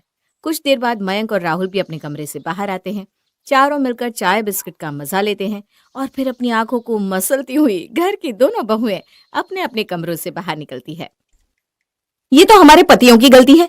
ये दोनों महाशय तो पहले ही कमरे से निकलकर मम्मी पापा के पास जाकर बैठ जाते हैं। वही ना, नींद अगर खुल भी गई थी तो हमारे उठने का इंतजार तो कर लेते। वही तो। अब बताओ, सबको ये नोटिस होगा कि नहीं कि हम बहुएं होकर भी सबसे आखिर में उठती हैं? अभी तो मम्मी जी नोटिस नहीं कर रही है, पर हमारे घर जो आए दिन सुषमा आंटी आती है, कभी उन्होंने नोटिस कर लिया ना, और मम्मी की नजर में इस बात को ला दिया, फिर तो जो काम मम्मी करती है वो भी करना छोड़ देंगी। ऐसा पत्थर भगवान को पता नहीं हमारे सर ही क्यों मानना था। जरा भी अकल नहीं है दोनों में। और मुंह बनाकर शिल्पा और दीपा सभी के बीच आकर बैठ जाती हैं। चलो अच्छी बात है, सब उठ गए, अब चाय बनानी होगी। पर यहाँ तो झूठे कप के चाय पड़े हैं। लगता है चाय बनाई है किसी ने।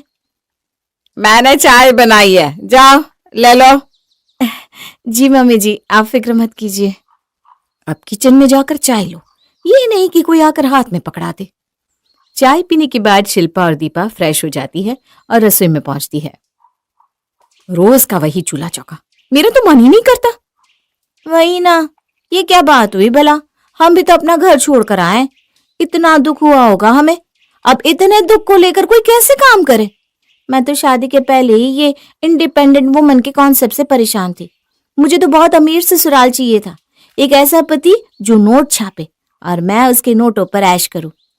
और वो यहाँ करने के लिए हमें धीरे धीरे ना ये रसोई के काम को छोड़ना होगा। जिस विमला निवास में हमेशा नाश्ते में 2 सब्जियां बनती थी, वहां आज एक ही सब्जी बनी थी।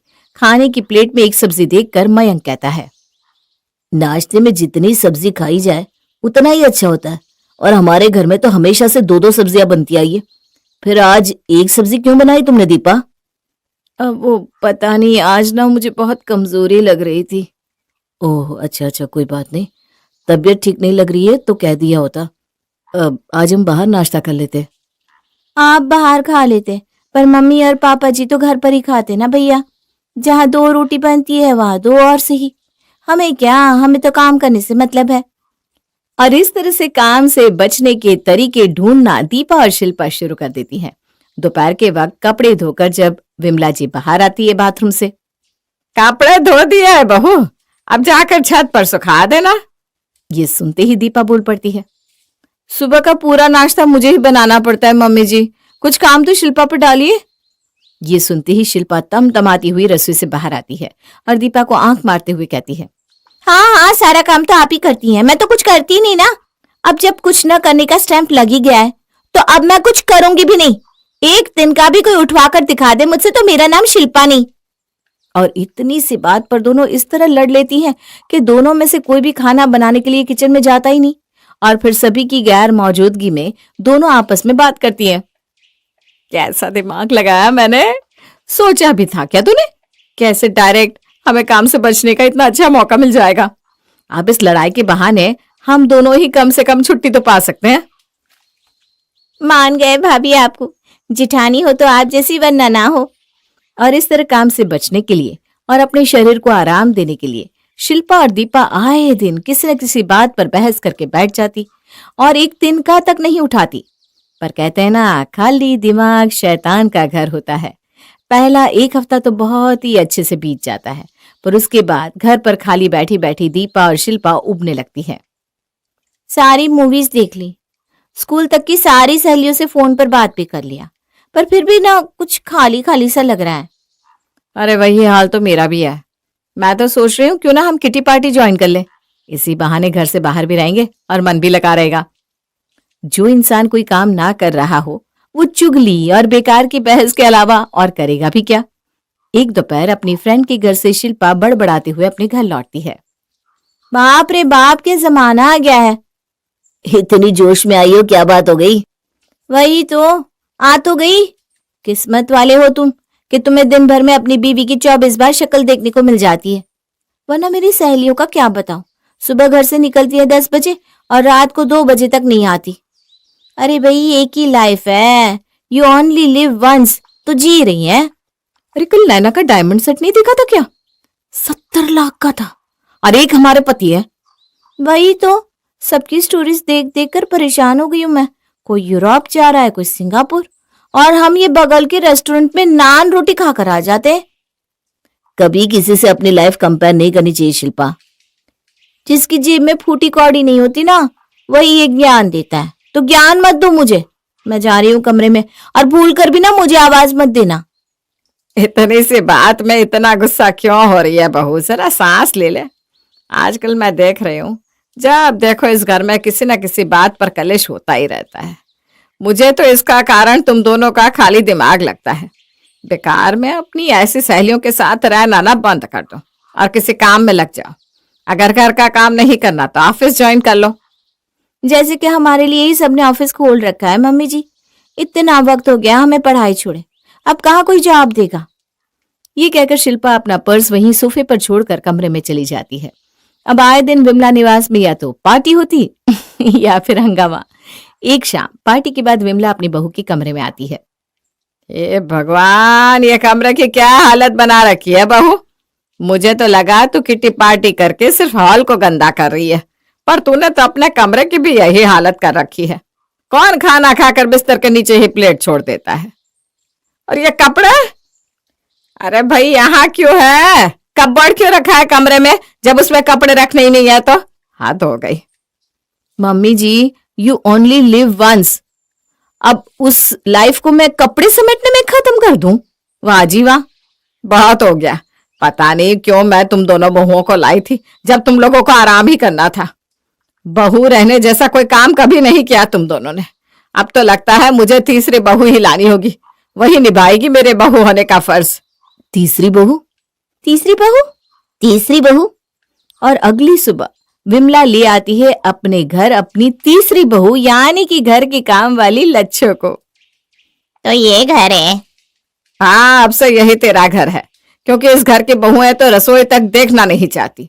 अब तुझे ही सब कुछ संभालना है लच्छो। तुझे जो ठीक लगे वही कर, कोई बीच में कुछ नहीं बोलेगा। मेरे घर की चाबियां ये रही, अब हर कमरे में आ जा सकती है, मेरे कमरे में भी।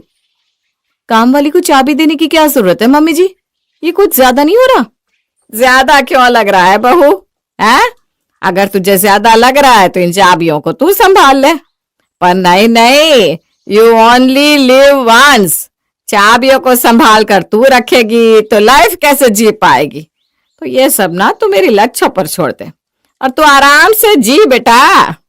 और यहाँ से विमला का गेम शुरू होता है। झाड़ू उठाकर सबसे पहले लच्छो शिल्पा के कमरे में जाती है। आयो रामा, इतना गंदा कमरा है। इस कमरे से साफ तो मेरे घर का कूड़ादान है। अरे तुझे काम करने के लिए रखा गया है ना, कि मुंह चलाने के लिए? मुंह जरा कम चला और झाड़ू मारकर निकल यहाँ से। बढ़िया ही। अरे तो मेरे को क्या फर्क पड़ रहा है? बिस्तर के नीचे और रखो झूठे बर्तन। इसमें तो पहले से ही मक्खी लगेली है, तुम सबको बीमार करेगी। पर तेरे को क्या फर्क पड़ रहा है?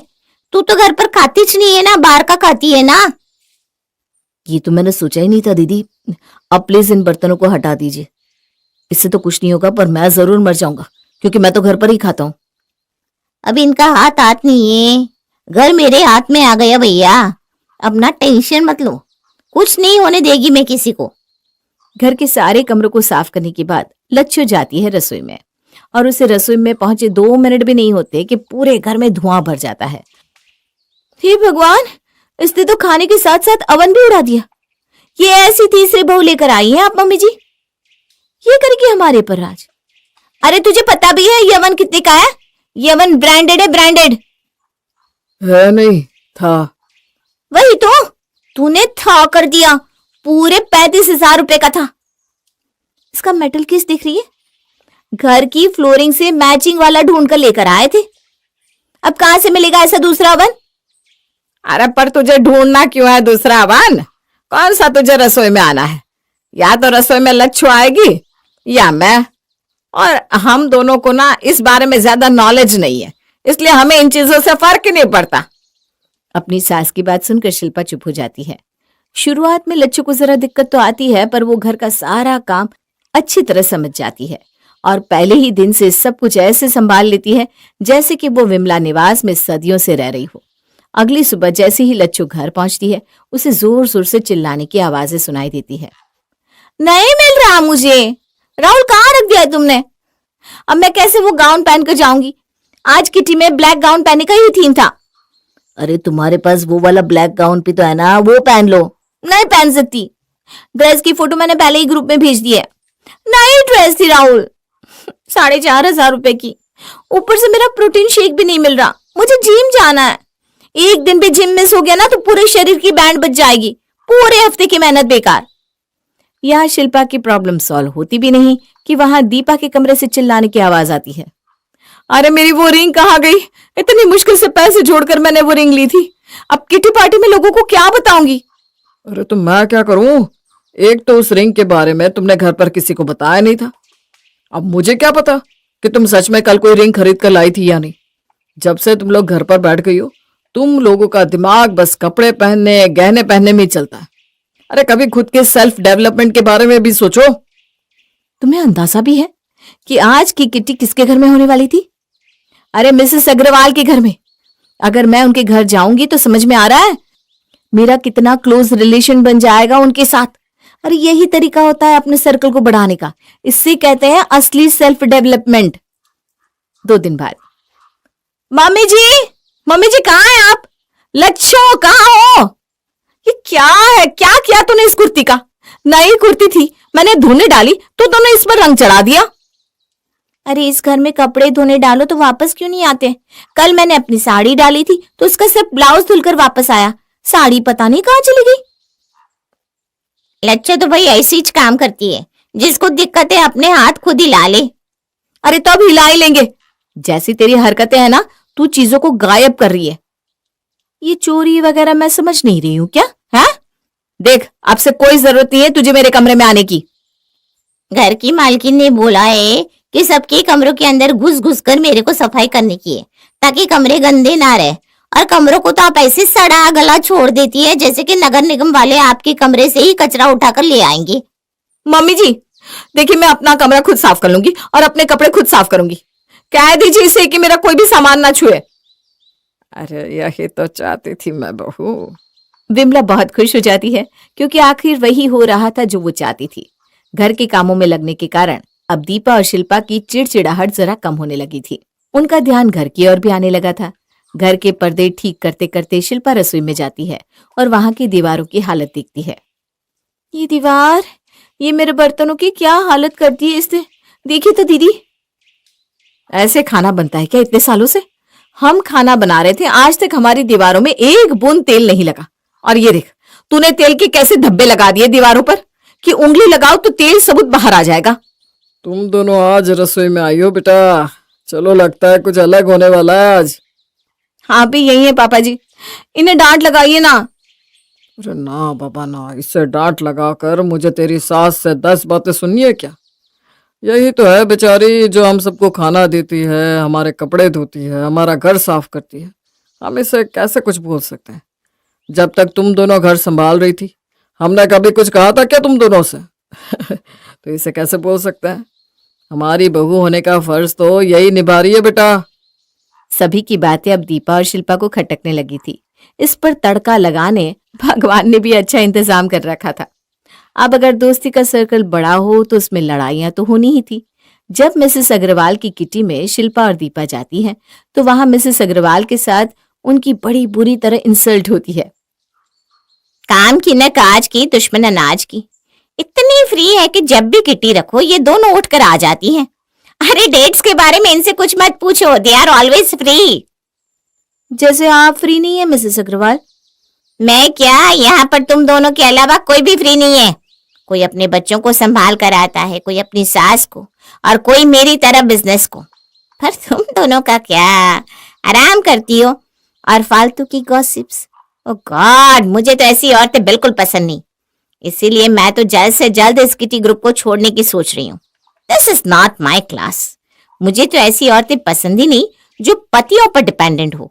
एक एक रुपए के लिए किसी के आगे हाथ फैलाना पड़ता हो। अरे भाई, मैं क्यों किसी से मांगू? मेरी कोई सेल्फ रिस्पेक्ट नहीं है क्या? वैसे तुम दोनों को देखकर ही लगता है कि तुम दोनों का नहीं होगा। ये सुनकर शिल्पा धीरे से दीपा से कहती है, देखो ना भाभी, कैसे बचर बचर बोली जा रही है गधी कहीं की। और ये बाकी सारी तितलियों को देखिए, 3 की है ना 33 की। जिधर वजन पड़ा उधर उलट गई। मम्मी जी ठीक ही कहती थी, ये लोग तुम्हारे काम कभी नहीं आएंगे। मैं ही पागल थी जो इनके साथ आकर अपना वक्त जाया करती थी। वही ना, इन लोगों के चक्कर में क्या पड़े कि हमारे यहाँ घर पर हमारी इज्जत जो बची कुची थी वो भी खत्म हो गई। वैसे इसकी एक बात मुझे ठीक लगी कि कम से कम मुझे अपने घर वालों के आगे हाथ तो नहीं पसारना पड़ता। और ये सबक लेकर दीपा और शिल्पा वापस अपने घर पहुंच जाती है और अपनी सास से कहती है, मैं ऑफिस में काम करना चाहती हूँ मम्मी जी, और मैं ना घर संभालना चाहती हूँ। ठीक ही कहा था, खाली दिमाग शैतान का घर होता है। आराम के चक्कर में हम तो अपना अस्तित्व ही खो बैठे थे। To live once you should work daily. मैं तो बस यही चाहती थी बहू कि तुम दोनों कुछ करो, चाहे कुछ भी करो, घर का काम, बाहर का काम, कोई बिजनेस, पर खाली मत बैठो। तुम दोनों को जो समझ आ रहा है वो करो, मुझे कोई दिक्कत नहीं है। पता नहीं क्या फालतूगिरी है। मुझे खाना बनाना आता भी नहीं है और खाना बनाना पड़ रहा है। अच्छा लगता है एक अमीर घर की लड़की रसोई में खाना बना रही है। उप्स, कहीं मेरा मेकअप ना खराब हो जाए। ये कहकर आकांक्षा अपने मेकअप छोटे से मिरर में देखकर पाउडर सेटअप करने लगती है। तभी खाना जलने लग जाता है और सास आ जाती है। हे भगवान, ये खाना कैसे जल गया बहू? तू मेकअप कर रही और खाना नहीं देख रही? पहले से इतना पोत रखा है और क्या जरूरत थी तुझे मेकअप करने की? वहाँ सब लोग तेरे हाथ का खाना खाने के लिए बैठे हुए हैं और तू यहाँ मटर कश्ती कर रही है। उप्स, खाना जल गया। कोई बात नहीं माँ जी, आप खाना बाहर से ऑर्डर कर लो। मुझे बनाना नहीं आता वैसे भी। हाँ, वो तो मैं अपनी आंखों से देख रही हूँ, लेकिन ये पहली रसोई की रस्म थी, ये भी तुझे बाहर के रेस्टोरेंट से करवानी है। निकम्मी कहीं की। क्या बोला माँ जी आपने? आपको पता भी है मैं कितने बड़े अमीर घर से आई हूँ। दहेज तो देख लिया होगा आपने मेरा। हाँ, तो तेरे दहेज की चीजों से खाना बनवाए? खाना बनाना तो आना चाहिए था ना तुझे। हट जा, मैं ही खाना बना लूं, बस अपना हाथ लगा देना इस खाने पर। ठीक है माँ जी, मैं हाथ लगा दूंगी। अच्छा है, वरना मेरा नेल एक्सटेंशन खराब हो जाता। फिर करुणा जला हुआ खाना हटा देती है और खुद से छोले पूरी सब्जी रायता बनाकर तैयार कर देती है, जिस पर अमीर बहू का हाथ लगवा देती है और सब खाना खा पाते हैं। अरे भाभी, आपने तो बिल्कुल माँ की तरह खाना बनाया है। मुझे माँ के हाथों का स्वाद याद आ रहा है। अब तो आप ही खाना बनाना। अगर तेरी भाभी खाना बनाएगी ना, तब तो मुझे सिर्फ जला हुआ और बेस्वाद खाना मिलेगा। ये सारा खाना तेरी माँ ने ही बनाया है। वो क्या है ना, मेरी अमीर कल्लो बहू को कुछ आता नहीं है बनाना। माँ जी, आप मेरे बारे में कैसे बोल रही हैं? हाँ तो जला हुआ खाना नहीं बनाना चाहिए था ना। ये भगवान, कैसे नखरे दिखा रही है, जैसे कि कहीं की पटरानी हो। काली मटर सी तो शक्ल है तो ये हाल है, अगर गोरी होती तो पता नहीं कितना नाक में दम करती। फिर खाना खाने के बाद सब बहू को नाम के लिए शगुन दे देते हैं। 2-3 दिन और गुजरते हैं। करुणा आकांक्षा को खाना बनाने को कहती है। खाना बनाने की कोशिश में वो फिर से खराब खाना बना देती है, जिसे खाकर घर वाले उगल देते हैं। अरे रहने दो, अब से तुम खाना बिल्कुल भी मत बनाना।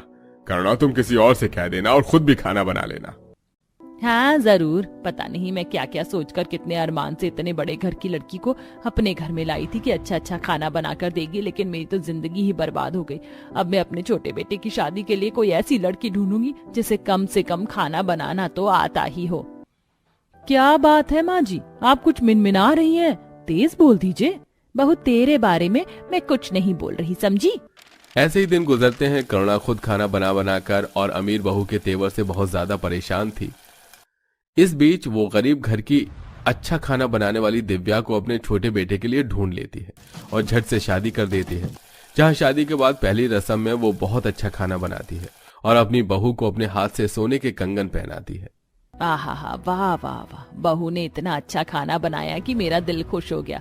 देख रही है बड़ी बहू, खाना ऐसे बनाना चाहिए कि सबके चेहरे खिल उठे, तेरे जैसे नहीं कि तेरे ही जैसा बनाया हुआ खाना देखने को मिले, जला हुआ। माँ जी, आप फिर से मेरे स्किन टोन के बारे में बात कर रही है ना? हाँ, नहीं आता मुझे खाना बनाना। आपको चाहिए थी शेफ बहू, आ गई, उससे ही बनवा लेना। हाँ, उससे ही खाना बनवाऊंगी, लेकिन तू कब खाना बनाना सीखेगी? ओहो, ये घर की महिलाएं भी कितना युद्ध करती हैं। शुक्र है उस जमाने की नहीं है, वरना तलवार लेकर निकलती। बात तो सही है बेटा। ओहो, तुम तो चुप ही रहो। कुछ दिन गुजरते हैं। घर वाले छोटी बहू के हाथ का खाना खाकर बहुत खुश होते हैं। वहीं आए दिन आकांक्षा बड़ी बहू के खाने में कमी निकाल देती है, जैसे कि इस समय। दिव्या, तुम कैसा खाना बना रही हो? इसमें ना नमक है ना मिर्च। वैसे माँ जी तुम्हारी तारीफ करती रहती हैं। दीदी खाना बहुत अच्छा बनाए, बस नमक कम है। आप ऊपर से डाल लीजिए, मिर्च बिल्कुल ठीक है। अगर इससे ज्यादा आपको खाना है तो आप खा लीजिए। मुझसे ज्यादा आपको इस घर में टाइम हो गया और आपको मिर्च का अंदाजा नहीं है। 2 दिन की आई हुई मुझसे जुबान चलाने लगी। भूलो मत, तुम एक गरीब परिवार से हो और मैं अमीर परिवार से। जभी तो आपने खाना बनाना नहीं सीखा और माँ जी से इतना सुनती रहती हैं। कम से कम मैं सबको अच्छा खाना बनाकर तो खिला सकती हूँ, वरना आपके राज में तो ससुराल वाले भूखे ही रह जाएंगे। बस करो तुम दोनों लड़ना। फिर दोनों बहू चुपचाप खाना खाती हैं। ऐसे ही शाम के टाइम। अरे आकांक्षा बहू, जरा चाय बना दे। नहीं नहीं, तू मत बना, वरना अपनी जैसी काली चाय बना कर ले आएगी। दिव्या बहू, तू बना कर ला। हाँ हाँ माँ जी। ये कहकर दिव्या अपनी सास के लिए चाय बनाकर लाती है, जहां वो सास के सामने अपने हाथ को चाय से मैच करके दिखाती है। मेरे से अलग है चाय, दूध वाली चाय। हाँ हाँ ठीक है, अब मैच द फॉलोइंग मत करके दिखा। बड़ी बहू, तू छोटी बहू से खाना बनाना क्यों नहीं सीख जाती? कब तक जला हुआ बेकार खाना बनाएगी? जब तक आपको आदत नहीं हो जाती। आकांक्षा उठकर वहां से चली जाती है। कुछ दिनों में करुणा को समझ में आ जाता है कि वो बिल्कुल भी खाना बनाना नहीं सीखना चाहती, इसीलिए वो दोनों बहू की रसोई का बंटवारा कर देती है, जिसे सुन दोनों हैरान हो जाती हैं। माँ जी, मुझसे कोई गलती हुई है क्या? आप रसोई का बंटवारा क्यों कर रही हैं? सासू माँ, क्यों बंटवारा कर रही है? मुझे तो खाना बनाना भी नहीं आता। इसीलिए बंटवारा कर रही हूँ ताकि तुझे खाना बनाना आ जाए। वैसे भी तुझे बड़ी बहू के हाथ का खाना पसंद नहीं है, कभी वो नमक मिर्च डाल देती है, कभी कुछ, और अपने पति का अलग बनाएगी, और जहाँ मन करेगा मैं उस बहू के हाथ का खाना खा लूंगी। माँ जी, ये गलत है। कोई बात नहीं, मैं अपने लिए मैगी चाय कॉफी बनाकर रह लूंगी। काश दोनों बहू के बीच जो बंटवारा कराया उससे बड़ी बहू खाना बनाना सीख जाए, क्योंकि छोटी बहू तो रह ही लेगी। बंटवारे की शाम आकांक्षा अपने लिए मैगी बनाती है तो उसे भी जला देती है। ओ नो, ये क्या हो गया? मुझसे तो मैगी भी जल गई। सच में मैं किसी काम की नहीं हूँ, पर कोई बात नहीं, भूख लग रही है, जल्दी से ऑर्डर कर देती हूँ। आकांक्षा रसोई में खड़े खड़े फोन पर खाना ऑर्डर करती है। इतने में जली हुई मैगी की बदबू से सास बहू आ जाती है। ये क्या किया आकांक्षा बहू तूने? मैगी भी जला दिया। सुबह तो तू बहुत कुछ बोल रही थी। तो क्या करूँ माँ जी, नहीं बनी मुझसे मैगी भी। चुल्लू भर पानी में डूब मर। 5 साल का बच्चा भी खुद से मैगी बना लेता है, पर तुझसे वो भी नहीं हुआ बहू? क्या दीदी, आप भाई साहब को क्या खाना खिलाओगी? कोई बात नहीं, मैं खाना बना दूंगी। नहीं बहू, मैंने बंटवारा इसलिए नहीं किया कि तू ही खाना बनाएगी, तभी आकांक्षा खुद अपने पति को खाना बनाकर देना चाहे जैसे भी दे। बंटवारे का मतलब यही है कि अलग अलग खाना खाना होगा आपसे। ठीक है माँ जी। फिर दिव्या अपने बंटवारे की तरफ खाना बनाना शुरू करती है और आकांक्षा गुस्से से मुंह फुलाकर कमरे में चली जाती है और उसके ऑर्डर किए खाने को ही दोनों पति पत्नी खाना खाते हैं। सुमित बिल्कुल भी बाहर का खाना खाकर खुश नहीं होता। मजबूरन कभी ड्राई फ्रूट्स तो कभी दूध पीकर ऑफिस चला जाता है। बंटवारे के दौरान आकांक्षा कभी खाना जलाती तो कभी खुद भी भूखे पेट रहती। वहीं दिव्या अच्छा अच्छा खाना बनाकर परिवार को खिलाती है, जिससे आकांक्षा का भी जी ललचाता है। ठीक है, इतने छोले भटूरे बनाए हैं, मैं भी छोले भटूरे बनाऊंगी।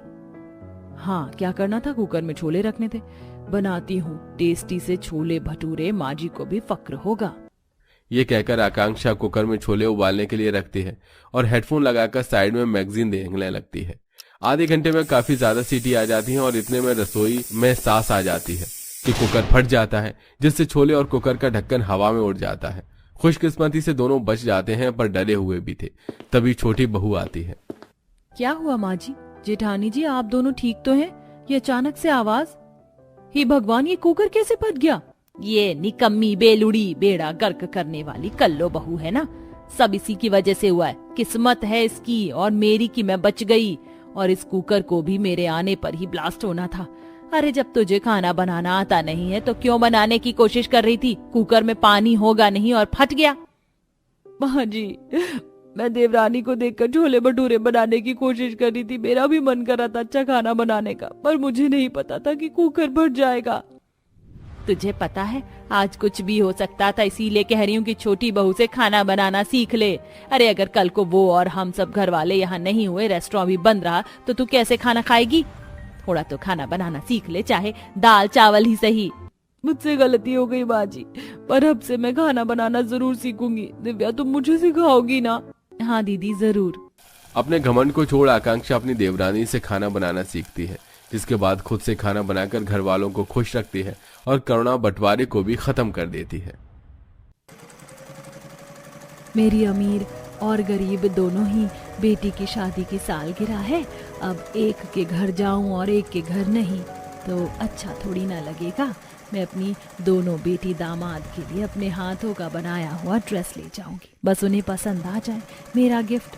पर मेरी अमीर बेटी ने मुझे बुलाया नहीं है, उसने ऐसा क्यों किया होगा? अरे काम बहुत है, भूल गई होगी। अपनी दोनों बेटी की सालगिरह के लिए पार्वती बहुत खुश हो रही थी, पर ऐसा भी क्या था कि एक बेटी ने अपनी माँ को इनवाइट ही नहीं किया था और पार्वती को ऐसा लग रहा था कि काम में बिजी होने की वजह से भूल गई होगी। इन्हीं सब कश्मकश को जानने के लिए हमें कहानी में थोड़ा पीछे चलना पड़ेगा। मैं आज बहुत खुश हूँ। एक ही जगह मेरी दोनों बेटी का रिश्ता जो लग गया है। अब तुम दोनों बहनें एक ही मोहल्ले में रहोगी। पर माँ, तुम तो जानती हो ना, मुझे अपनों से दूर रहना था। दीदी, अपनों से दूर नहीं, अपनों के पास रहा जाता है। अरे तुम दोनों बहन फिर से शुरू मत हो जाना। अच्छा, अब जल्दी से मुझे ये बताओ कि तुम्हें अपनी शादी के लिए कैसा लहंगा बनवाना है, क्योंकि तुम्हारी शादी की सारी तैयारी तो मुझ बुढ़िया को अकेले ही करनी है। माँ, तुम चिंता मत करो, तुम्हारी बेटी इतनी भी बुरी नहीं है। हम भी हैं, हम भी नौकरी कर रहे हैं। आपको शादी के कपड़े बनाने की कोई जरूरत नहीं है। पार्वती अपनी दोनों बेटियों की शादी से बहुत खुश थी, तो वहीं दोनों बहन भी शादी में अपनी माँ की पूरी मदद करती हैं। देखते ही देखते बहुत जल्द दोनों बहन की शादी हो जाती है और वो दोनों एक ही मोहल्ले में अलग अलग घर की बहू बनती हैं। क्योंकि दोनों ही बहन मिडिल क्लास से थीं और उन दोनों के ही पति दोस्त थे, तो उन दोनों के बीच का प्यार भी बना रहता है। ऐसे ही एक दिन, कविता, तू सही कहती थी, अपने पास में हो तो ही अच्छा होता है। तुझे कैसे बताऊं, पर तेरे जीजाजी अपना खुद का बिजनेस डालना चाहते हैं। इसके लिए उन्हें एक छोटी सी जमीन चाहिए। हमारे घर के पीछे तो तेरी छोटी सी जमीन है, अगर तू हमें वो दे देती है तो बहुत अच्छा रहता। दीदी, मैं बिना अपनी सास और पति से पूछे कैसे आपको वो जमीन दे सकती हूँ? कविता, इसमें पूछने की क्या जरूरत है? तुम्हारी बहन हमारी रिश्तेदार है और विनीत तो मेरा दोस्त है। मैं अपने दोस्त के लिए इतना तो कर ही सकता हूँ। और रही मेरे बिजनेस की बात, तो उसमें अभी टाइम है और मेरा तो पार्टनर भी है। अपने पार्टनर के साथ मैं कोई दूसरा रास्ता निकाल लूंगा। दीदी, मैं अपनी वो जमीन आपको देता हूँ, बस उसकी जरूरत फ्यूचर में मुझे भी पड़ सकती है, तब आप मुझे वापस कर देना। हाँ विकास, क्यों नहीं, तुम बेफिक्र रहो, तुम्हारे बुरे समय में मैं हमेशा तुम्हारे साथ रहूंगी। बिना सोचे समझे विकास सुमन की मदद करने के लिए मान जाता है और अपनी जमीन विनीत के नाम कर देता है, जिसके बाद विनीत वो जमीन बेचकर अपना खुद का एक छोटा सा ऑनलाइन बिजनेस डालता है, जो कि 6 महीने में ही चल पड़ता है। तो वहीं अपना घर गिरवी रखकर अपने दोस्त पवन के साथ विकास अपना बिजनेस डालता है और पवन उसको धोखा दे देता है और सारे पैसे लेकर भाग जाता है, जिस वजह से विकास की आर्थिक स्थिति बिगड़ने लगती है। विकास बेटा, मैंने तुझे पहले ही समझाया था पर तूने मेरी एक नहीं सुनी।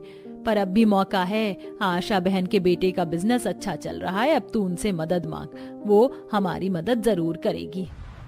माँ जी आप सही कह रहे हैं, मैं कल ही दीदी के पास जाऊंगी।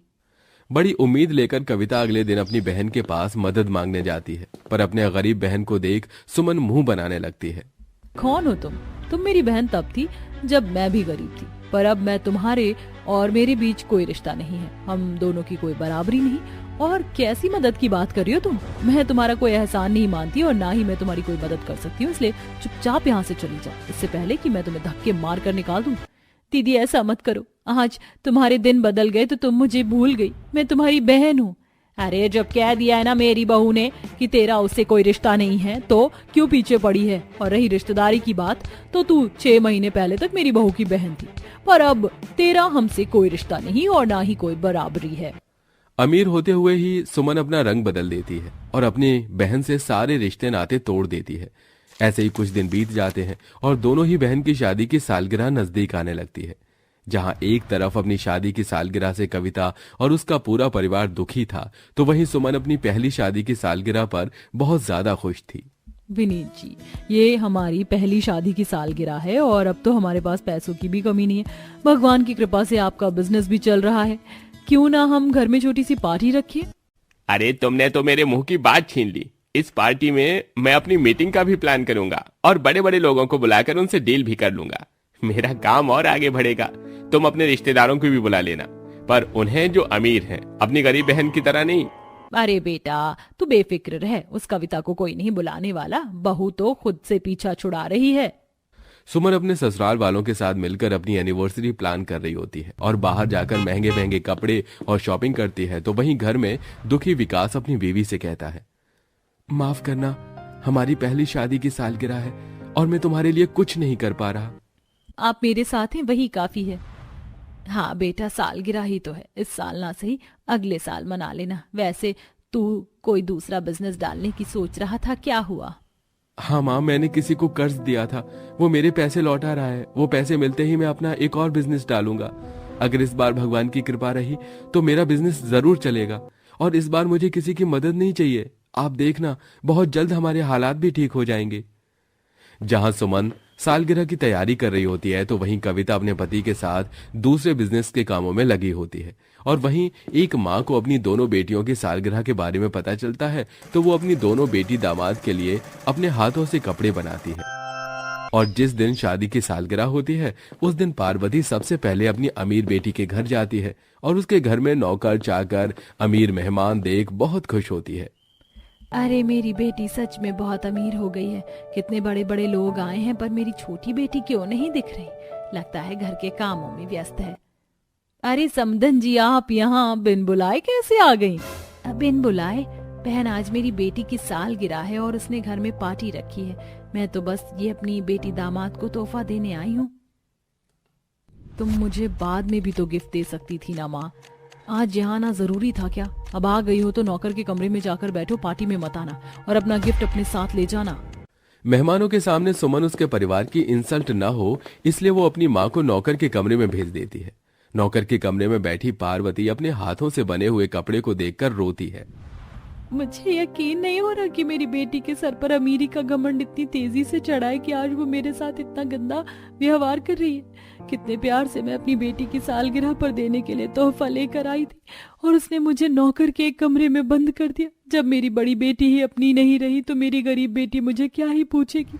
वो तो अपनी गरीबी का दुखड़ा ही मुझे सुनाएगी। अपनी बेटी के पास रहने से तो अच्छा है कि मैं अपने टूटे घर में ही अकेले अपनी जिंदगी बिताऊं। सुमन की बातें पार्वती के दिल पर ऐसी लगती हैं कि वो बिना बताए वहां से अपना गिफ्ट लेकर जाने लगती है। पर शांति की नजर पार्वती पर पड़ जाती है और वो जबरदस्ती उसे अपने घर ले जाती है। और कविता अपनी माँ को देख बहुत खुश होती है। माँ, तुम यहाँ आई और बिना मुझसे मिले जा रही थी? क्या मैं तुम्हारी बेटी नहीं हूँ? वैसे आज हमारी सालगिरह है, देखो मैंने आपकी पसंद का खाना बनाया है। आपकी बहुत याद आ रही थी। मेरी पसंद का खाना? पर क्यों बेटा? इसलिए माँ, क्योंकि मैंने कहा है। कुछ दिनों से कविता को आपकी बहुत याद आ रही थी, पर पैसे न होने की वजह से मैं उसे आपके पास लेकर नहीं आ पा रहा था, और आज हमारी सालगिरह थी तो इसलिए मैंने कहा था। माँ, ये तुम्हारे हाथों में क्या है? क्या तुम हमारे लिए कोई गिफ्ट लाई हो? नहीं बेटा, ये गिफ्ट तुम्हें पसंद नहीं आएगा। रहने दो इसे, मैं अपने साथ वापस घर ले जाऊंगी। ऐसे कैसे आपका तोहफा पसंद नहीं आएगा बहन जी? माँ का प्यार है, आप तो जो दोगी बच्चों को वो उन्हें अच्छा ही लगेगा। अब जबरदस्ती कविता अपनी माँ के हाथ से वो गिफ्ट ले लेती है और खोलकर देखती है और कपड़े देख अपनी माँ को गले से लगा लेती है। माँ, दीदी की आंखों पर अमीरी की पट्टी बंध चुकी है, इसलिए उन्हें आपका प्यार नजर नहीं आया, पर मुझे सब नजर आ रहा है। मुझे आपका ये तोहफा बहुत पसंद आया। अपनी गरीब बेटी से मिलकर पार्वती के दिल को बहुत सुकून मिलता है और गरीब बेटी उसकी अच्छी सी खातिरदारी करती है। सब एक साथ बैठकर उस गरीब मढ़ई में सालगिरह की दावत का मजा लेते हैं और इसी तरह समय गुजरता है। बीतते दिनों के साथ कविता के हालात भी सुधरने लगते हैं और पार्वती की बड़ी बेटी तो घमंड में चूर होकर अपनी माँ को ही भूल जाती है, जिसके चलते पार्वती अब सिर्फ कविता से ही अपना रिश्ता रखती है और उसके घर आना जाना उसका लगा रहता है।